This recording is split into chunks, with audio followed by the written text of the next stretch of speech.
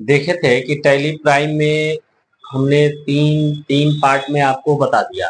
ठीक है, जैसे मान लीजिए कि पहले पार्ट में हमने कंपनी को बनाना सिखाया, दूसरे पार्ट में आपको यूनिट और ग्रुप के बारे में बताया, और तीसरे पार्ट में हम आपको स्टॉक भरने यानी अपने दुकान में सामान भरने के रिलेटेड आपको सिखाया।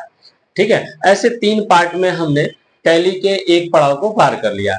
अब देखिए, ये तीनों चीज करने के बाद हम चौथा पड़ाव पे चलेंगे, और चौथा पड़ाव में हम क्या सीखेंगे? कस्टमर को बनाना। ठीक है, जैसे आपके यहाँ दो तरह के कस्टमर होंगे। एक वो कस्टमर होंगे जो आपके पास टेम्परेरी रूप से होंगे। टेम्परेरी का मतलब ये होता है कि उन लोगों का कहनामा ये है कि पैसा देना है तो फिर हम कहीं से भी ले लेंगे।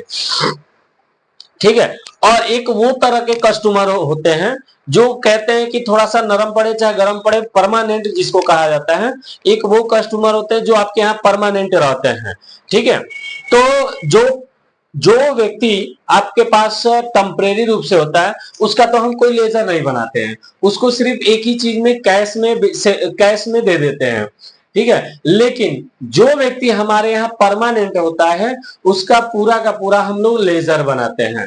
ठीक है, उसकी पूरी डिटेल्स भरते हैं ताकि वो व्यक्ति जितना टर्नओवर किया होगा हमारी दुकान से, जितना भी लेन देन सारी प्रक्रियाएं की होगी, वो सारी चीजें आपको दिखाई देगा।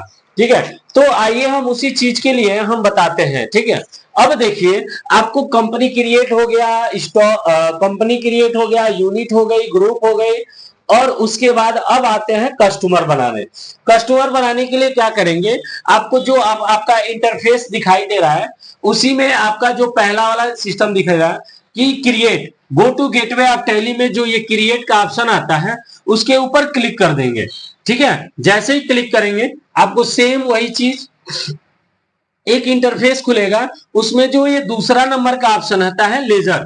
ठीक है, हम उसको लेजर बनाते हैं, फिर लेजर बनाएंगे, ओके करेंगे। अब देखिए, हमारे पास कुछ ऐसा इंटरफेस खुल जाएगा। ठीक है, आपको इसमें उस कस्टमर का नाम लिखना है जो आपके यहाँ परमानेंट होते हैं। जैसे हमारे यहाँ राम नाम के जो व्यक्ति हैं वो परमानेंट कस्टमर होते हैं। ठीक है, तो राम नाम का व्यक्ति हो गया, और उसके आगे हम उसके आइडेंटिफिकेशन के लिए यस लगा देते हैं। ठीक है, यानी ये सेल्स अकाउंट वाले हैं, यानी ये हमारे बेचने वाले हैं। ठीक है, उसके बाद एंटर करेंगे। फिर इसका अंडर ग्रुप की बात करता है। ये अंडर का मतलब ये होता है कि ये जो राम है ये किस कैटेगरी में आते हैं किस कैटेगरी में आते हैं। तो अगर आपके कस्टमर सेल्स वाले होंगे तो आप उसको संडरी डेबिटर के रूप में सेव करेंगे। अगर आपके कस्टमर परचेज के रूप में होंगे, ठीक है, अगर आप परचेज करते रहेंगे, ठीक है, अगर आप सेल करेंगे तो सन्ड्री डेबिटर के रूप में होंगे, अगर आप परचेज करेंगे तो सन्ड्री क्रेडिटर के रूप में होंगे। तो खैर, ये जो राम है हमारे सेल के रूप में है, तो इनको हम सन्ड्री डेबिटर के रूप में प्रेस करेंगे। ऊपर नाम हो गया। अंडर ग्रुप की बात करते हैं तो सन्ड्री डेबिटर के लिए यस को प्रेस करेंगे। यस को जैसे ही प्रेस करेंगे आपको नीचे से तीसरे नंबर के ऑप्शन पे आपको दिखाई देगा, नीचे से तीसरे नंबर के ऑप्शन पे। ठीक है, नीचे से तीसरे नंबर के ऑप्शन पे देखिए यहाँ पे लिखा हुआ है सन्ड्री डेबिटर। ठीक है, डेबिटर लिखा होगा, उसके ऊपर हम क्या करेंगे? क्लिक कर देंगे। अब देखिए, ये सारी चीजें हो गई। फिर आपको एक्सेप्ट कराना है, और यहाँ पे जब आ जाएगा यहाँ पे, उसके बाद ये एड्रेस पूछेगा, या तो आप एड्रेस यहीं पे भर दीजिए, खैर लेजर बना रहे हैं तो फिर यहीं से भर दीजिए। ठीक है, तो आपके जो कस्टमर होंगे वो जहां के भी होंगे उनका एड्रेस हो जाएगा। ठीक है, और एड्रेस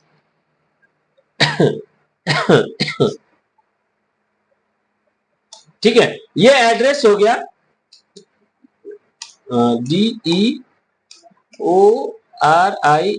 ये एड्रेस हो गया। ठीक है, स्टेट आपका वही रहेगा। ठीक है, स्टेट आपका ऑटोमेटिक लेगा। ठीक है, पिन कोड पूछता है कि आपके एरिया का पिन कोड क्या है। ठीक है, तो आप अपने एरिया का,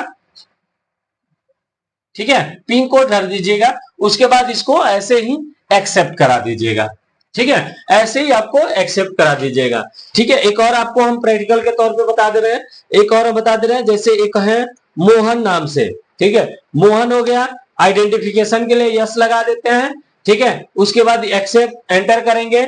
एंटर करने के बाद एंटर करेंगे, फिर अंडर ग्रुप सेम वही रहेगा, सन्ड्री डेबिटर।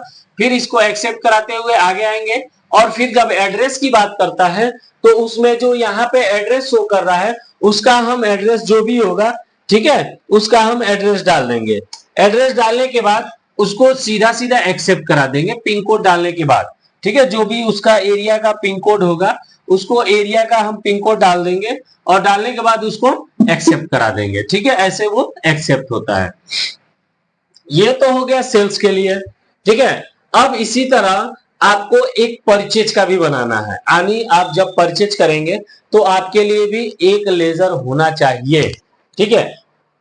तो आप परचेज के लिए बनाइए, जैसे श्याम, इनकी आइडेंटिफिकेशन के लिए हम पी लिख दे रहे हैं, ठीक है। जैसे फिर एंटर करिए। अभी आपको बताया है कि अगर आपको सेल्स करना है तो सन्ड्री डेबिटर के रूप में होगा, अगर आपको परचेज करना है तो सन्ड्री क्रेडिटर के रूप में होगा। तो सन्ड्री डेबिटर के ठीक ऊपर आपका सन्ड्री क्रेडिटर होता है, इसको एक्सेप्ट कराएंगे, फिर इनको ऐसे एंटर करते हुए आगे आएंगे, और इनका जो भी एड्रेस होगा, ठीक है, उनका एड्रेस हम बखूबी क्या करेंगे, भर देंगे, ठीक है। भरने के बाद नीचे आएंगे, स्टेट वही रहेगा, कंट्रीब्यूशन कंट्री वही रहेगा, फिर आपका जो क्षेत्र का पिन कोड होगा उसको भर दीजिएगा, एंटर करके एक्सेप्ट करा के बाहर आ जाइएगा, ठीक है। ऐसे ही करके आपको जितने भी आपके कस्टमर हैं, जितने भी आपसे आप परचेज करने वाले हैं, सभी का आप लाइन बाय लाइन लेजर बना लीजिएगा,